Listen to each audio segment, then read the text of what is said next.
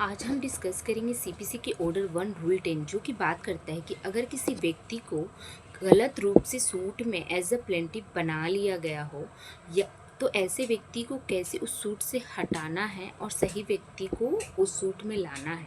As a plaintiff. और अगर ऐसी व्यक्ति जो सूट के लिए नेसेसरी है एज अ प्लेंटिफ और उसे अगर हम सूट में ऐड करना भूल जाते हैं बाय बोनाफाइड मिस्टेक,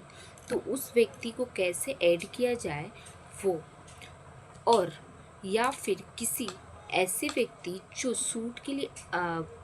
ये डिफेंडेंट में भी एप्लीकेबल होता है। मीन्स अगर ऐसी डिफेंडेंट जो अननेसेसरी सूट में ऐड है उसको कैसे हटाना है, या फिर ऐसे डिफेंडेंट जो सूट के लिए नेसेसरी है उसको कैसे ऐड करना है। तो बेसिकली जो सूट ऑर्डर 1 रूल 10 जो कहती है कि डिफेंडेंट या प्लेंटिफ को कैसे सूट में ऐड करना है, ज्वाइन करना है, या फिर उसको कैसे हटाना है, वो प्रक्रिया ऑर्डर 1 रूल 10 बताती है। जैसा कि हमने पिछले वीडियो में पढ़ा था कि ऑर्डर 1 रूल 9 जो बात करती है कि misjoinder and non joinder of parties. अगर किसी सूट में कोई मिस ज्वाइंडर और नॉन ज्वाइंडर ऑफ पार्टीज हैं तो इन दिस केस कोर्ट उस सूट को डिसमिस नहीं करेगी।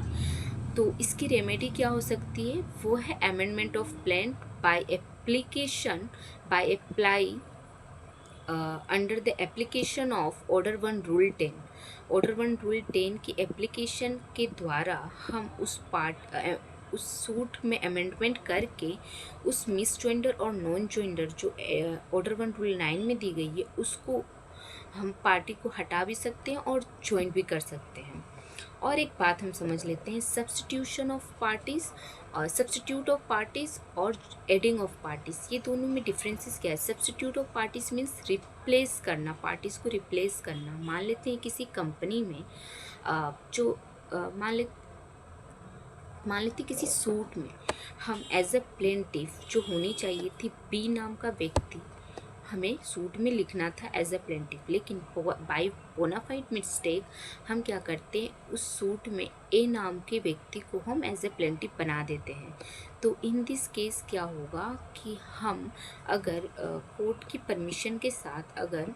उस ए व्यक्ति को हटाकर जो सही व्यक्ति है बी, उसको हम अगर उस सूट में लाते हैं तो ये क्या होगा, replace of the parties means substitute of the parties होगा। और एडिंग ऑफ द पार्टीज क्या होता है कि ऑलरेडी सूट में ए नाम का व्यक्ति एज ए प्लेंटिफ ऐड है और बी नाम का व्यक्ति जो सूट के लिए नेसेसरी है वो ऐड नहीं है, उसको भी एज ए प्लेंटिफ ऐड किया जाता है सूट में। मीन्स ए और बी अब दोनों ही एज ए प्लेंटिफ सूट में ऐड हो गए हैं।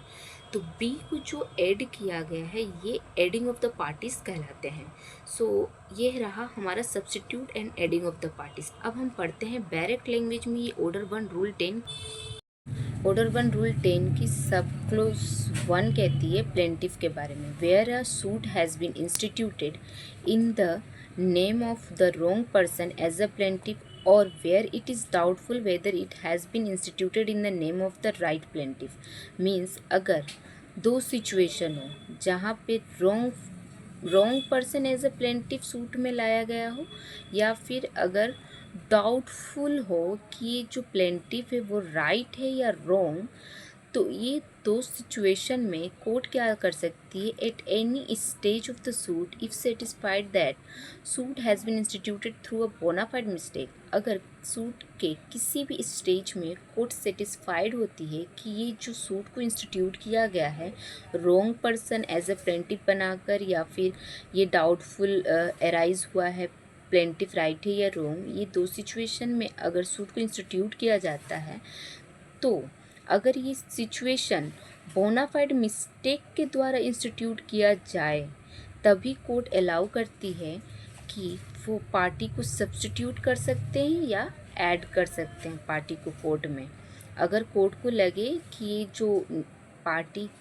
सब्स्टिट्यूट और adding of the parties necessary है इस सूट के लिए, उसकी सूट के डिस्प्यूट को डिटरमाइन करने के लिए, तभी कोर्ट क्या करेगी, ऑर्डर दे सकती है पार्टी को सब्स्टिट्यूट और ऐड करने के लिए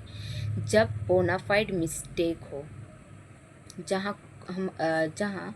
जो सूट इंस्टीट्यूट किया है उसकी इंटेंशन कोर्ट को गुमराह ना करना हो, तभी कोर्ट अलाउ करती है। अब समझते हैं सब क्लॉज 2 क्या कहती है। द कोर्ट में at any stage of the proceedings either upon or without the application of either party, means अगर प्लेंटिफ या डिफेंडेंट पार्टीज जो सूट में ऐड होनी चाहिए थी नहीं है, उसकी ऐड करने की एप्लीकेशन प्लेंटिफ दे या डिफेंडेंट दे, या स्ट्राइक आउट करने की एप्लीकेशन प्लेंटिफ दे या डिफेंडेंट दे, या दोनों ही नहीं देते हैं एप्लीकेशन पार्टीज़ की ऐड करने के लिए या स्ट्राइक आउट करने के लिए। In this situation court suit के किसी भी स्टेज में अगर कोर्ट को लगे किसी भी टर्म्स में कि किसी भी टर्म्स एज में appear to the court to be just, किसी भी टर्म्स में अगर लगे, मान लेते हैं कि जो पार्टी सूट में ऐड नहीं हुई है वो खुद आकर बोलती है कि मुझे पार्टी बना लिया जाए, तो in this case as terms में appear to the court, court को अगर लगे कि उसे पार्टी बना लिया जाए तो कोर्ट परमिशन दे देती है। या फिर वो खुद नहीं आती है और ये जो प्लेंटिफ और डिफेंडेंट भी एप्लीकेशन नहीं करते हैं पार्टी के ऐड करने के या स्ट्राइक आउट करने के लिए, तब कोर्ट को अगर खुद लगता है कि पार्टी की स्ट्राइक आउट करनी चाहिए या फिर ऐड करनी चाहिए सूट में, तो कोर्ट ऑर्डर दे सकती है। Order that the name of any party improperly joint whether is plaintiff और डिफेंडेंट, जो सूट में as a party plaintiff as a defendant या प्लेंटिफ ऐड हुई है, इम्प्रॉपरली ज्वाइंट हो गई है, भी स्ट्रक आउट करने की ऑर्डर दे सकती है court. And that the name of any person who ought to have been joint, और ऐसी व्यक्ति जो सूट में होनी चाहिए थी ज्वाइन लेकिन नहीं है, वेदर एज अ प्लेंटिफ और डिफेंडेंट सूट में होनी चाहिए थी लेकिन नहीं है, और जिसकी प्रेजेंस बिफोर द कोर्ट में भी नेसेसरी, और जिसकी सूट में प्रेजेंस होना ज़रूरी है, कोर्ट के समक्ष उसकी प्रेजेंस होना ज़रूरी है। In this case court order दे सकती है, order to enable the court effectually and completely to adjudicate upon and settle all the question involved in the suit be added, means अगर कोर्ट को लगे कि इस सूट के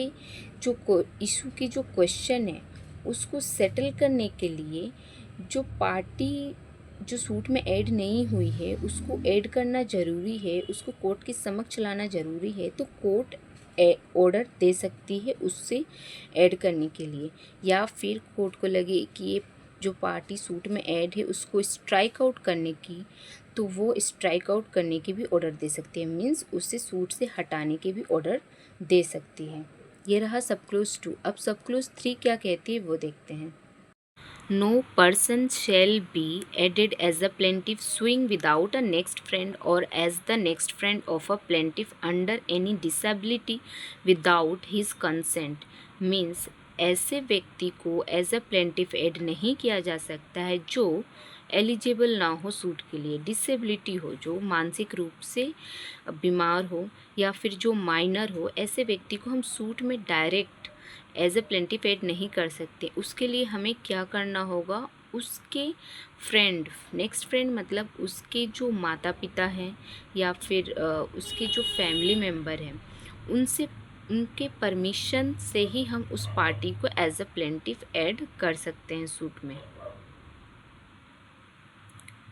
सब क्लोज 4 क्या कहती है, where a defendant is added the plaint shall unless the court otherwise direct to be amended in such manner as may be necessary and amended copies of the summon of the plaint shall be served on the new defendant and if the court thinks fit on the original defendant, means अगर किसी suit में defendant add होती है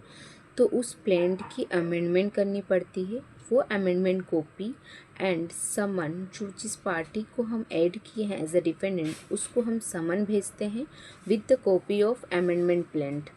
और या already जो defendant है suit में उसको भी हम फिर से समन भेजेंगे with the amendment of copy of the plaint. ये कहते हैं मेरा ऑर्डर 1 रूल 10 के सब क्लोज 4। कोर्ट ऐसा डायरेक्शन देगी कॉपी भेजने की, समन भेजने की एंड अमेंडमेंट करने की। सब क्लोज 5 क्या कहती है, subject to the provisions of Indian limitation act 1877 Section 22, The proceeding as against any person added as defendant shall be deemed to have begun only on the service of the summons. Means ऐसी party, ऐसे defendant जो new add किए गए हैं suit में, उनको कैसे treat किया जाएगा, जैसे कि एक जो सूट में already as a defendant suit में ऐड है, तो उनकी जो प्रथम स्टेज होती है सूट को प्रोसीड करने की, वैसे ही इस न्यू डिफेंडेंट को भी प्रोसीड करनी होगी सूट में। ऐसा नहीं है कि अगर सूट हाफ स्टेज तक पहुंच चुकी है तो वहीं से इसे